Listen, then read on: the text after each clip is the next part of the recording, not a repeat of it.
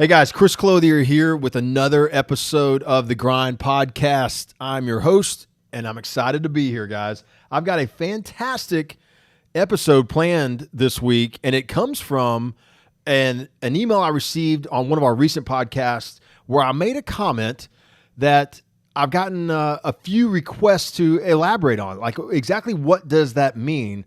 I made the comment that motivation is short-term, it's fleeting. You have to have passion to be successful in anything you take on. And the questions were, hey, aren't those two the same thing? Like, what is the difference between motivation and passion? And what did I particularly mean by that? I thought that, the best thing I can do here is I'm going to share some stories with you. I'm going to share a couple of stories with you and kind of relate this as to what I mean by the difference between motivation and passion. Some of you know, some of you may not know, a few years ago, 4 years ago, in fact, I tried one of the hardest overland or road races in the U.S. It's an ultra marathon that occurs down in Key West. It's called the Keys 100. You actually start running at mile marker 100 on Highway 1 in Key Largo, and you run all the way to the end, just past mile marker 1 in Key West. It's a 100-mile ultra marathon. The best of the best. I mean, the elites do this in like 13 to 14 hours. The really the best of the best that are just the normal athletes, I consider myself, are doing this in anywhere from 18 to 24 hours, depending on their age groups. And there's a whole lot of people that go and complete this race inside the time limit of 32 hours that they're not elite. They are everyday people.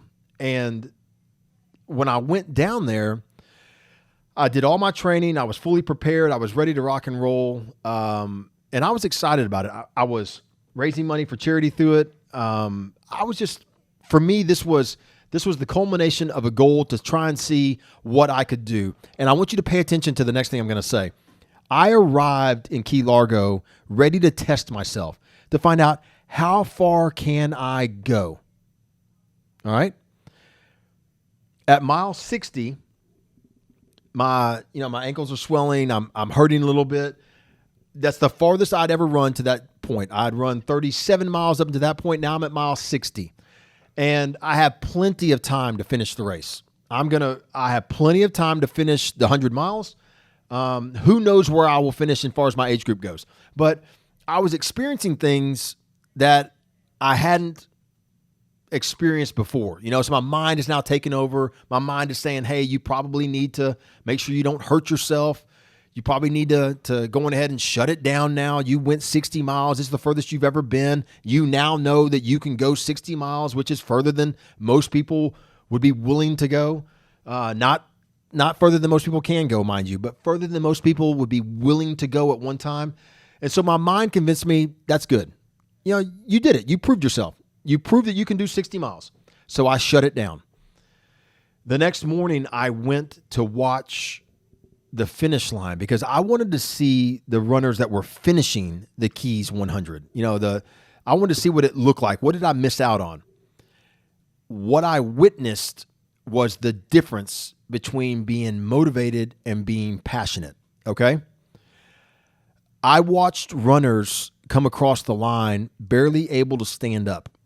I watched runners run across the line. I watched some walk across the line. I watched some collapse when they got to the finish line. And I will never, as long as I am discussing this race, ever forget watching a woman come across the line. And there was something odd. There was something funny about the way that she was finishing the race. She had her arm up on her chest. And as she got to the finish line, you could see that it was kind of duct taped. It had something around her arm holding it to her chest. And she comes across the finish line, receives her husband, immediately goes into medical care. And the story that comes back to me, within a few minutes through her husband was that she had fallen during one of the early transitions, mile 10, mile 20, somewhere in there.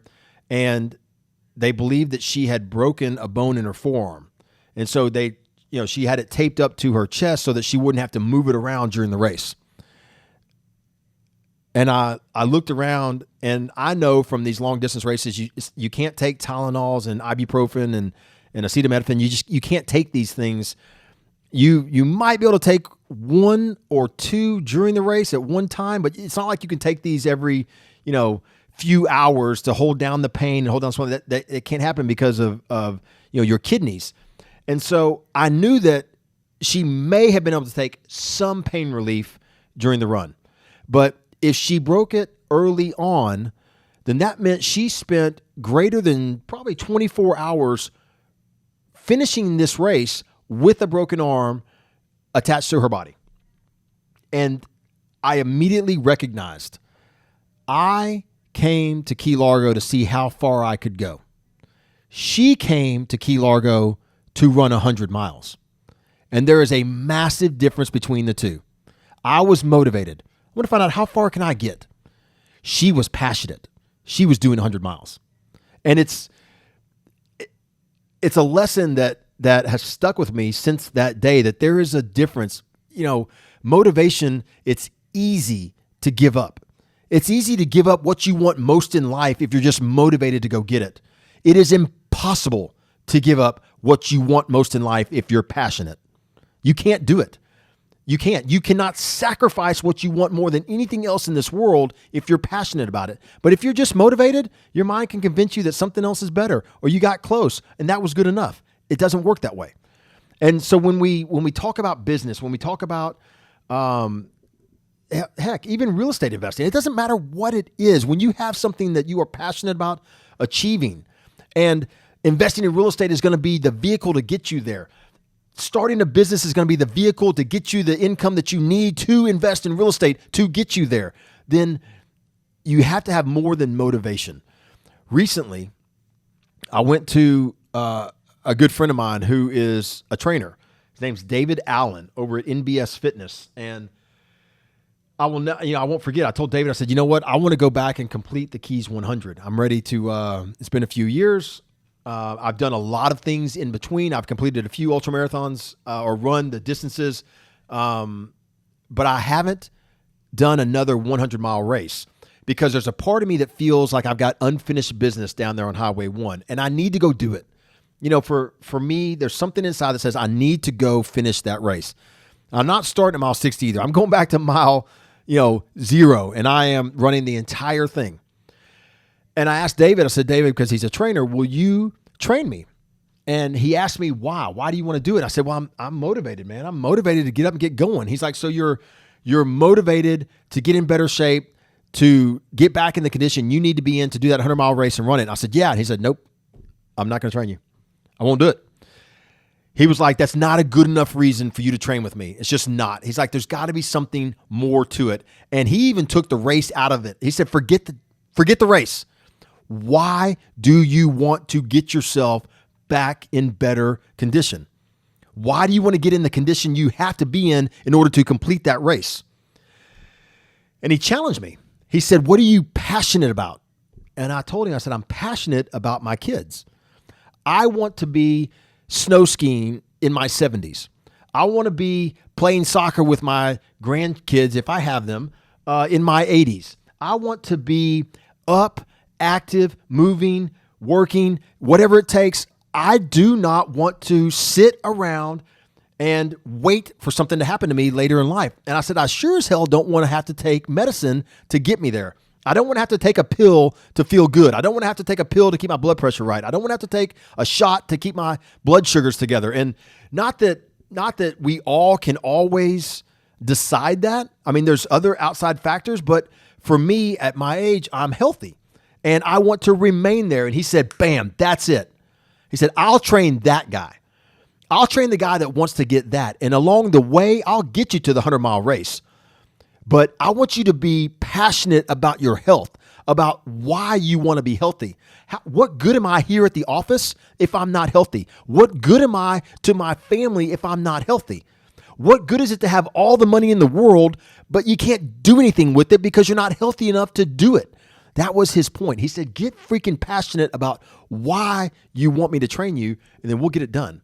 And it has been, again, it was a it was a second moment for me to be transformative and realize that, man, I've got to change my thinking here. Like, I don't want motivation. I want passion, because motivation is fleeting. Motivation is event to event, milestone to milestone. Passion says, I don't care what I'm doing. I don't care what I'm reaching. There's always something else for me to go get. There's something better for me to do. My goal is to be better today than I was yesterday. And that's what I'm passionate about. And if I approach everything I do with that type of mentality, then there are no goals. There is no inline. There's no stopping, because it's always striving to be better. That's what I think is often missed by entrepreneurs. That's often missed by people that start businesses or want to create a family business or legacies, whatever it ends up being. They just don't understand that, if you're motivated to go on vacation and you're motivated to have a second house and you're motivated to do this and do that, but you're not, those things, they come and they go, and we can justify quitting at any time. I achieved way more than somebody else achieved, so that's good enough for me. That's not passion. That's strictly motivation. And I'll tell you, I've got a few books here. I read a lot of books, but I'm going to tell you that these three right here, these three books are all about passion. You got James Lawrence here, Redefine Impossible. This dude just recently completed 100 iron distance triathlons in 100 days. He did an iron distance triathlon, worked for between 12 and 16 hours every day for 100 straight days. Something that was considered impossible before he did it. This is the guy who I have hired in the past to help me train for events I have in front of me. I even brought him in to speak at one of the races I put on that I produced. After I ran my first ultra marathon, I started producing races here in Memphis, and this is a speaker I brought in. David Goggins. I don't know if I have to really explain anything about this gentleman right here, but this is a guy who will say, I can't say what he would say about your motivation, but I can tell you it would not be pretty, and he would tell you what to do with it. And tell you about getting passionate about getting your butt up every single day and making things happen. And then, guys, I'm not sure that there is a better example than this book right here, written by Scott Harrison. It's called Thirst. He founded the largest water charity on the planet called Charity Water. This guy, through his passion and drive to be change in the world and to be impactful, has brought water to millions of people who were deprived of clean drinking water around the world, has built a world-class organization, and very well may be a driving catalyst into eradicating thirst for clean water on the planet during our lifetimes.